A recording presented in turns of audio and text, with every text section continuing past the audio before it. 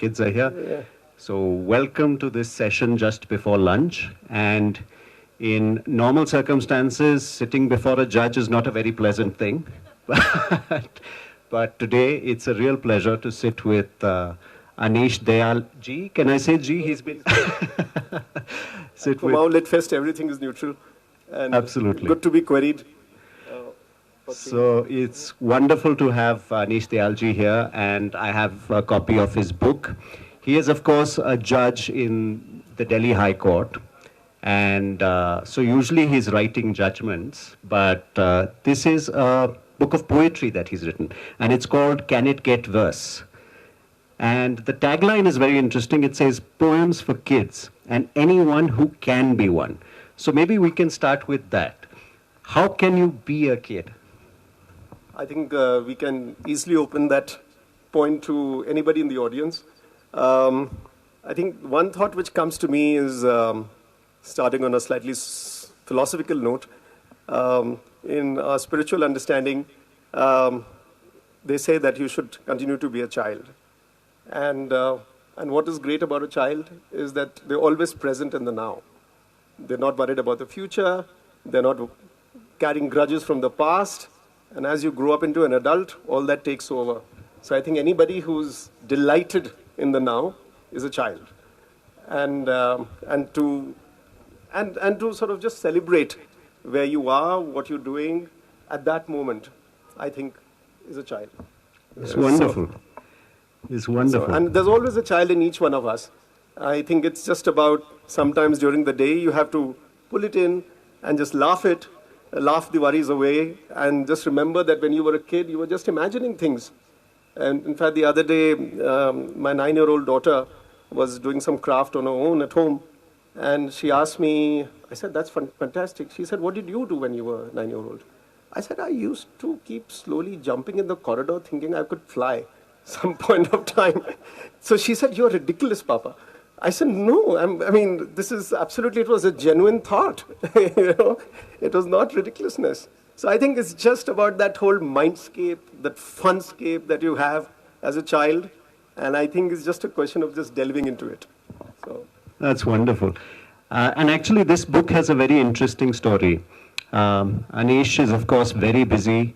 In fact, when we had a conversation just a day before he was to travel to Nainital, he said on an average he has to hear about 100 matters a day. And on that particular day, he heard 101. And so... शुभ था. 108 भी हो सकते थे. But with such a busy schedule and so there's hardly any time, the story of this book is very interesting. How did it come about when you were so pressed for time? So the story starts from an accident in the mountains. We have a small cottage up there above Bhimtal, and I run a children's library there for children in the village. So the idea was to give them access to books. So we took up a place in the village, and the children come there. There are about 800 odd books there. They come in, they borrow a book, they write it in a little register, and they take it away and return it. The last time I checked that register, in a village of about 25-30 homes, 1,200 books had been taken. God knows if they were read or not, but at least they were taken out. My idea to them, my aspiration for them was that in your life, you will never be scared of a book. And I think somewhere we achieved that. It was a very small ambition. And so one day I said, like, listen, enough with books, let's play cricket. So we were finding flat land in the hills for cricket is absolutely impossible. So we went down into the valley, and the wickets were up, and everything was up amongst the pine trees. And I said, let's play, and I slipped on the pine leaves and broke my ankle and got ferried up by the villagers, and finally was taken for surgery back home, and there I was in bed for 4 months, not being able to move. So with a 9-year-old and a 4-year-old hovering around me, with the added complication that I couldn't move, so we just had lots of fun talking, sharing, and in that process I just discovered more of them. And I just had, let me write whatever is coming to my mind for fun. I shared stories with them. We had created fictitious characters. I mean, all kinds of things, all sorts of weird, imaginative things. And sort of the product came out from there. I never thought it will turn into a book till a friend of mine said, like, listen, children in India are not really have access to any Indian writing and poetry. And I like to dwell a bit on that because as a parent, I realized what was being consumed by our children in schools and otherwise was Julia Donaldson or Oliver, I'm forgetting the author's name. And there was no real poetry except for, some children were reading Jack Prolitsky, which is fantastic, Shel Silverstein. But there was no Indian writing. So either you were reading from nursery rhymes, you're moving to Dr. Seuss, which is fascinating, and then you're moving to serious poetry. Maybe Sarojini Naidu or, William Wordsworth. There's nothing in the middle of where you could have fun. The poetry is not talking down to the child and just making it. So I just thought, and I went around the markets. I searched around. There was nothing really there. So I just thought maybe it's nice to just try and see if I can fill in a gap. It was, again, a very non-ambitious thing. And then we illustrated this. And we interspersed it with activities. If you see the book, after every poem, there are only 9 poems there. And there are activities in between the poems. The idea was that poetry is not supposed to be so serious. It can be fun. It's meant to give a vent to your imagination. So a child who picks it up, this is typically 6 to 10-year-old children who are fond of the language. So they can just play around with the words. They can play around with the activities. The story about the 10th verse in the book is, so I was struggling. I said, I have 9. If I publish this, I need a 10, the round number of 10. And again, my little gun came to my rescue. I said, Papa, the child will also write something, no? So the 10th one is called My Verse with blank lines. And I thought that was a masterstroke because, that is a space for the child. You're not talking down to the child. You're just leading the child up to say that, listen, come on, create your own world. So that's how the book came around. That's so interesting. And the structure of this book is very much, there is activity, it's interactive in the sense that you get involved, the reader gets involved. The activities, almost every poem is followed by some sort of activity or the other. And one thing that I was interested in is somehow we seem to learn better with something to do poetic presentation. I remember a school teacher used to tell us how to do the spelling. And I before E, except after C, or when sounds like A, as a neighbor and way. And I remember it to this day. Yes. So, and your poems here in this book also end up teaching something. There's geometry involved. There is figures of speech. There is so much. So one day my elder boy comes back and says, I said, what are you doing in your English class? So he said, we're doing homophones and all these words, alliterations and all that. So there's a poem here in the book which is a favorite for a lot of kids. It's actually easier to read. It's called Which is Which. So I'll just read a few. You could break a break or heal your heel because you'll have to read, the spellings are different. Write what is right, homophones can you deal? And if you ever meet one, it will probably tell you it has 2 evil twins which confuse us too. Homographs step further. They also spell the same. A tear can be stitched, but a teardrop you can't reclaim. Homonyms are the worst. Spell and sound the same. A book can be read, or you can book your way to a game. So it just goes on, and so the idea was wordplay, and it came back from what. So the next day, I said, well, go and tell your teacher this is possibly a much more fun way to teach about homographs and homonyms. So that's how it happened. And, there's another one which he was mentioning about geometry. And that's one I'm particularly fond of.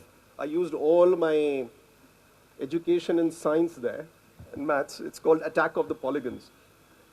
So this again came out of my son who was having difficulty with his maths homework.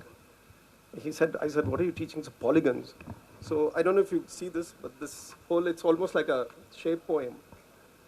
So this is it's more of a blank verse, which talks about a child dreaming about a square, somebody squishing a square into a rectangle, and then a rectangle gets into a fight, it becomes a parallelogram, and then it becomes a rhombus for whoever remembers their maths, and then it goes on. So we read it, and it was just fun. It was just fun, and I thought maybe, retrospectively, if we could have been retaught our maths this way, it would have been fantastic. Absolutely, absolutely. And this is so, there is an inherent rhythm. We learn with rhythm so much better. And what you were referring to earlier, that you didn't find any Indian writing, and that was for children in poetry. And that's what caused you to write this book. And similarly, in our village, in our village, there was a gentleman, a local teacher, who decided to teach through the alphabet through poetry. And it's a Hindi-speaking village. And my granduncle's name was Pritam Singh, and he was a hunter, and he shot a bison. So I remember this one verse, B for bison, yani bhaisa, Pritam Singh ne mara jaisa. So, if you can localize and it. this would register in your head forever. Absolutely. I still remember it. I must have read it as a kid, so I still remember it. So how important is that localization? There is a certain localization already that it's in Indian writing. But, localization in the terms of you're in Janglia Gaon. Correct. To use metaphors from around there. So in fact, the illustrator is a fantastic girl, a young girl who does design for a brand called Nicobar. And she put in this whole mountain theme, which runs through the book. And it's got a lovely little acorn and a little bird in the sun. So this is actually a very mountain book. It is dedicated to the mountains. And so perfect for Himalayan Echoes. So if you see this, so it's just this sort of, I think these mountains sort of evoke serendipity of all kinds. And I think that's what evokes that sense. There's a poem here, in fact, it's called The Friendly Tree. So outside our cottage in Jangalia Gaon, there's this beautiful, it's actually this tree which is spread around with its arms. It's partly dry. It's got the pattis, the dudia patti, which the cattle come and chew. And it's just right in front of our house. And somehow I, in my heart, think that tree is holding our house where it is intact. And so each time me and my kids come over home, first we talk to the tree, say thank you for still being there. And so I ended up writing that poem about how much the whole universe is enwrapped in the tree. The birds are coming, there's life. I've seen a parrot being born in that tree with the mother feeding the parrot in the little hole in the tree. So there's a whole, if you stare at that tree, there's a whole universe coming there. The cattle are feeding from the tree, it's giving you shade, it's giving you a breeze. So I think it was fascinating. That's what the mountains do to you. Absolutely. I think they give you the time to observe also. What all you observed with the tree, the mountains give you that time, that luxury of time that not many people have in today's day and age. So you being a mountain person, Rudy, and now part of the Heartful Institute, you know what silence can mean. Absolutely, absolutely. Yeah. Silence is the greatest teacher, and it's amazing what insights can come through silence. The title of the session is Poetic Imagination. And you are someone who deals with we can say, what the worst that humanity has to offer in court cases and things like that. How do you retain that sense of wonder, that sense of imagination, when you are confronted by this day in and day out? I think I live in the beauty of contrast. And it's always a de-stress after a very, most all days are difficult in court. You're looking at conflict right up there, up front. You're looking at depravity. You're looking at grudges, long-lived grudges. I promise you, I know courtrooms sound very serious situations to you, and there are quite a few lawyers here. But they're also, from the bench, I have got a huge prism. Sitting in one place, it gives me a prism of society. And but there are also lovely, beautiful moments in court. And I remember one of them where I was sitting in a labor jurisdiction, and I was getting up and finishing court at about 5. And there was this really old lady standing in court. She seems from a village. So I asked her, I said, why are you still here? I mean, why are you still standing? She said, she was 95 years of age. And her case hadn't been heard for 7 years. And I asked her, what is your relief that you're seeking? She said, it was 40,000 rupees. So anyway, something came over me. I sat till 6 o'clock, heard her case out, disposed it off, granted her relief. And when I got up, I got my best reward. She just did namaste and thank you. And I was quite emotional about it. So these are beautiful moments where you realize that everything is not so bad. I mean, this world is full of contrasts. There is the darkness, there is the light. So I think that also gives you an inspiration for, in fact, increasingly delving into the good parts of humanity. The good aspects of humanity, delve deep into the good aspects of humanity. If you look at the dark all the time and we let that envelop us, I don't think that's going to take us very further. So true. And the other contrast that is so visible is you have a background in science, and what we in India particularly think that science is one thing and arts is another thing. They are two different streams and never the twain shall meet. But do you think that actually helps? So my favorite story to children is you have two parts of the brain. There's the right side, the creative side, and the left part of the brain, which is the analytical side. I said it's a myth that they are mutually exclusive. And I make this point I underscore this point very seriously. I think it's a myth. And we were brought up in our education, we are brought up to believe that only one can survive without the other. And this is not true at all. Interestingly, I was having a conversation with a neurosurgeon friend of mine, and she just remarked, she said, do you realize that no photographer, no artist ever wants to become a chartered accountant, but a chartered accountant definitely wants to do photography. So I said, that's quite true, which means that you're craving to be in the creative side as well. So therefore you find all these professionals who want to do music or have a hobby, but you never find the reverse. So there's something to be said that both aspects of your brain have to be balanced.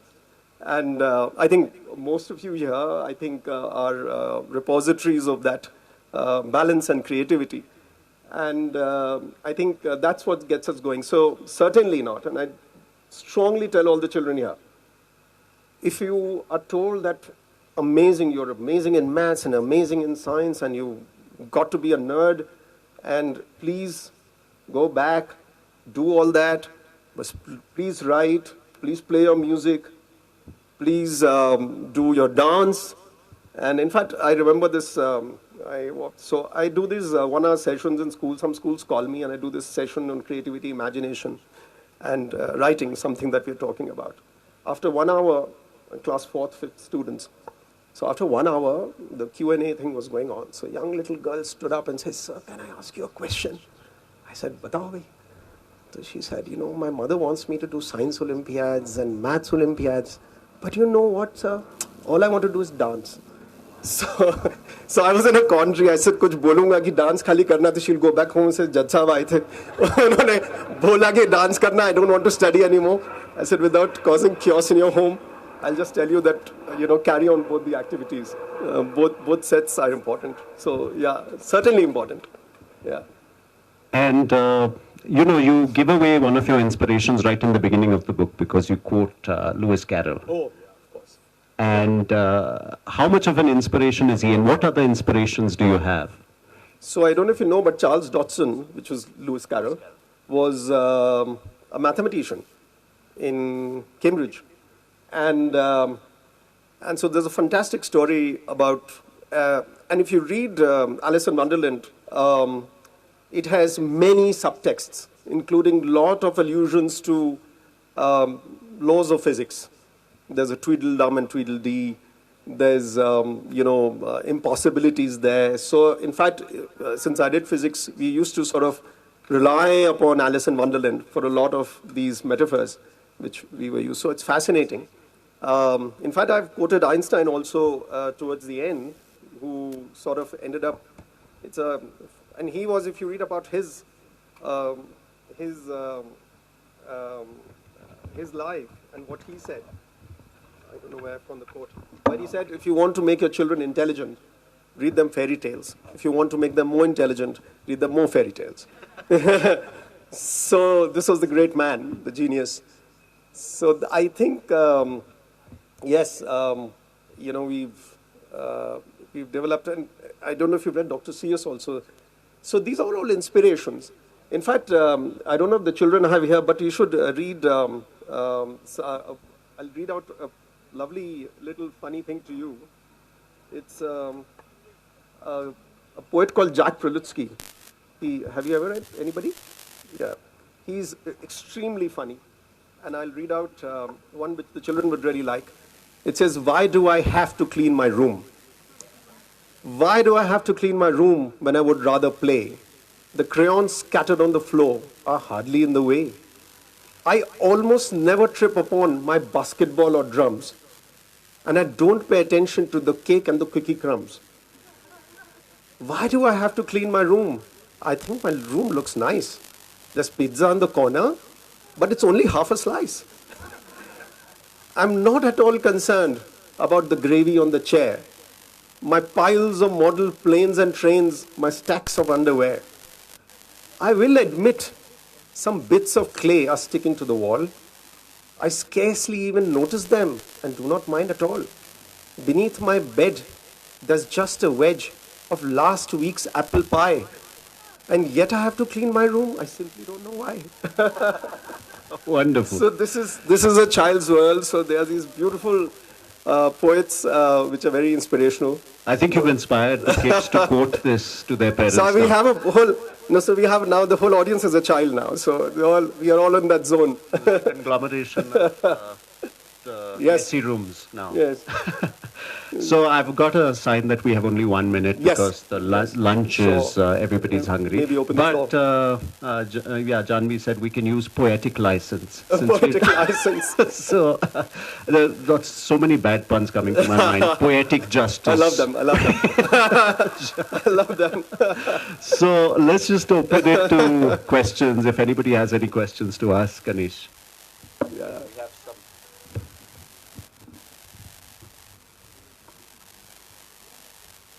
Good afternoon, sir. So you're a judge and a poet as well now. So my question is, how much do you think wars, revolutions, and struggles have impacted literature or poetry, poetic imagination for that matter? So it's too heavy a question for me to answer. Maybe you should ask Namita. I mean, I'm not a poet actually. I'm just this accidental thing which came around. As a parent, it's more of a product of a parent than as a poet. But there's an interesting response to that I'd like to share.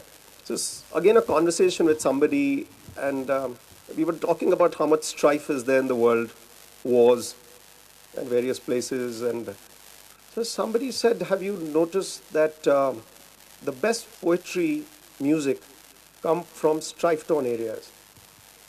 And for being politically correct, I'm not going to name Mr. Swaroop has probably seen most of them in his career.